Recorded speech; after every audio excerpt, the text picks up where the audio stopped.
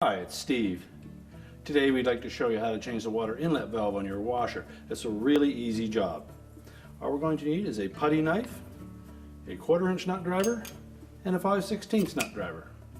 Let me show you how we do it. Now to do this repair, the first thing we'll need to do is to disconnect the power, so unplug it.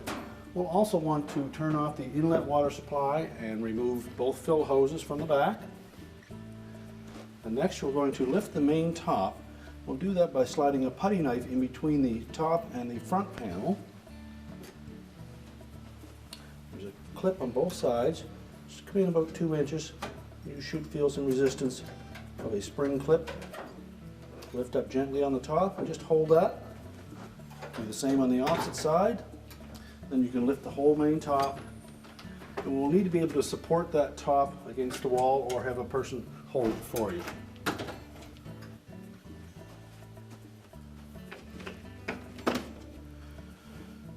Next, we'll remove the wire harnesses from the existing valve.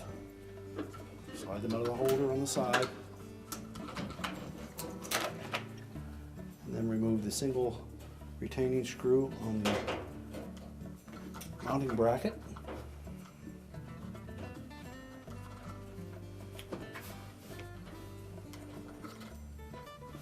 Be careful not to drop that screw down inside the cabinet.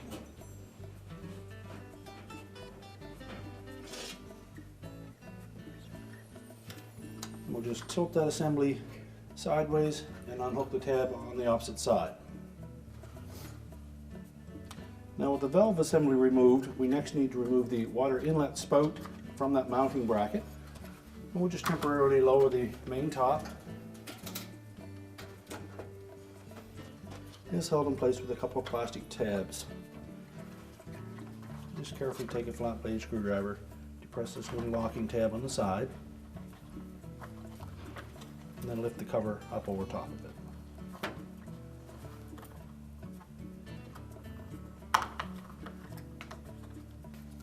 Do the same on the opposite side.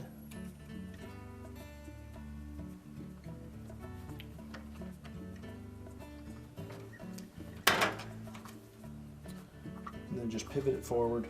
That will allow us to pull that cover off and just set it aside. Next we'll remove a single 5/16 screw. Secures the lower half of that inlet housing to the valve body.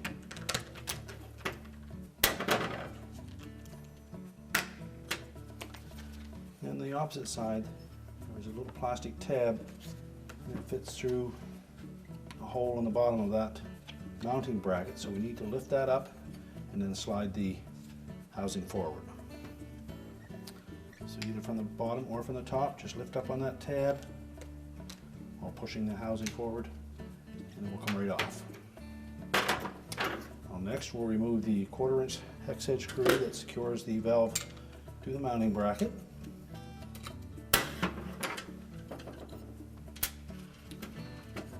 And just lift the valve off of the bracket and discard it.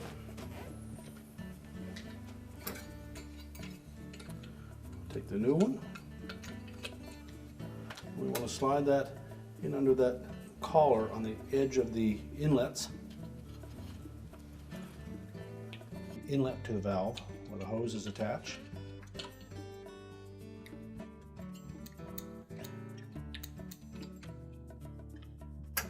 Press that all the way down. The screw hole should line up on the side. Install that retaining screw.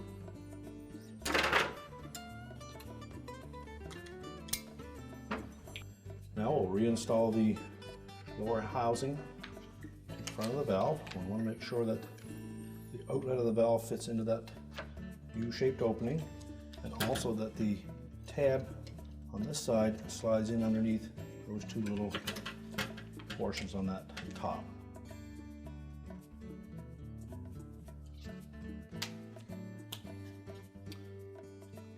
Line up the screw hole on the opposite side, reinstall that.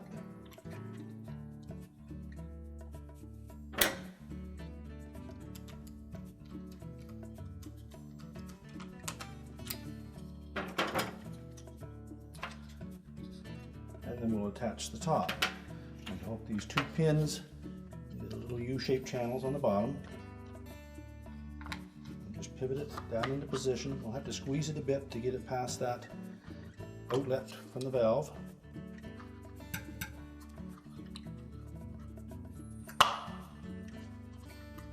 Just make sure both of those pins are engaged properly.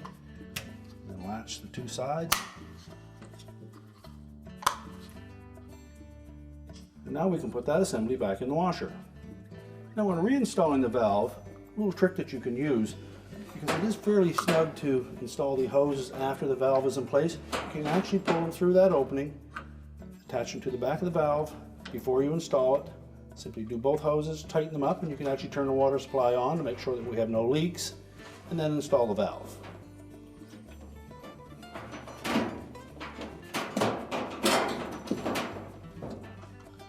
We would then slide this metal tab into a slotted opening in the back.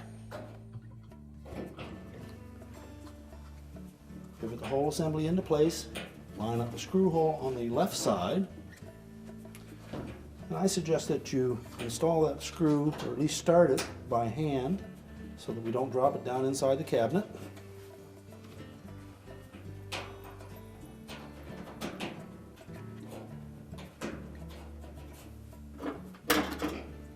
Then we'll tighten it.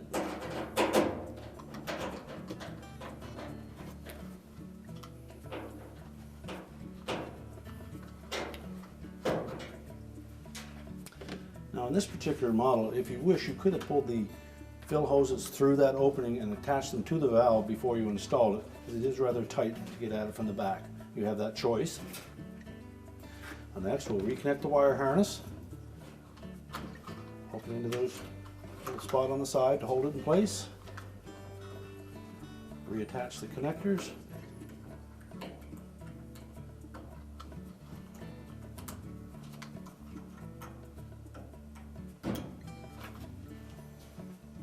and now we can lower the main top back down.